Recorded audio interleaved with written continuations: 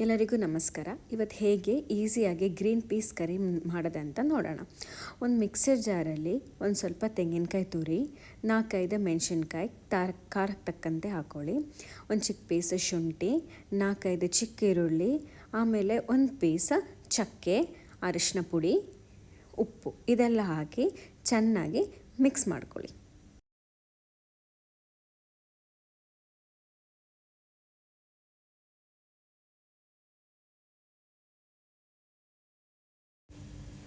ಈ ಥರ ಫೈನ್ ಪೇಸ್ಟಾಗಿ ಚಟ್ನಿ ಥರ ರುಬ್ಕೊಬೇಕು. ಇಲ್ಲೀಗ ನಾನು ಬಟಾಣಿನ ಸ್ವಲ್ಪ ಉಪ್ಪು ಹಾಕಿ ಚೆನ್ನಾಗಿ ಬೇಯಿಸಿದ್ದೀನಿ.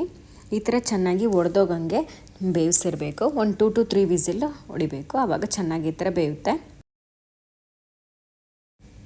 ಈ ಬೇಯಿಸಿರೋ ಬಟಾಣಿಗೆ ನಾವಿವಾಗ ರುಬ್ಬಿಟ್ಟಿರೋ ತೆಂಗಿನಕಾಯಿನ ಹಾಕಿ ಸ್ವಲ್ಪ ನೀರು ಹಾಕಿ ಚೆನ್ನಾಗಿ ಮಿಕ್ಸ್ ಮಾಡೋಣ. ಇದಕ್ಕೆ ಇವಾಗ ಬೇಕಾದಷ್ಟು ಉಪ್ಪು ಹಾಕ್ಕೊಳ್ಳಿ. ಖಾರ ಇಲ್ಲ ಅಂತಂದರೆ ಒಂದು ಮೆಣಸಿನ್ಕಾಯಿ ಕೂಡ ಹಾಕೊಬೋದು.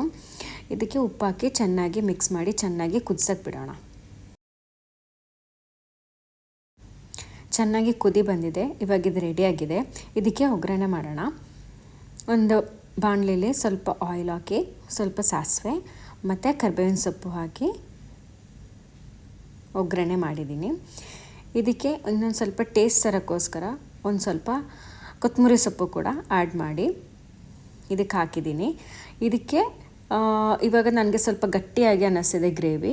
ಬೇಕಿದ್ದರೆ ಇನ್ನೂ ಲೂಸಾಗಿ ಬೇಕಿದ್ದರೆ ಸ್ವಲ್ಪ ನೀರು ಹಾಕಿ ಮಿಕ್ಸ್ ಮಾಡಿ, ಬಿಸಿನೀರು ಹಾಕಿ, ಇಲ್ಲ ಅಂತಂದರೆ ತಣ್ಣೀರು ಹಾಕಿ ಕುದಿಸೋಕೆ ಬಿಡಿ ಸ್ವಲ್ಪ ಹೊತ್ತು.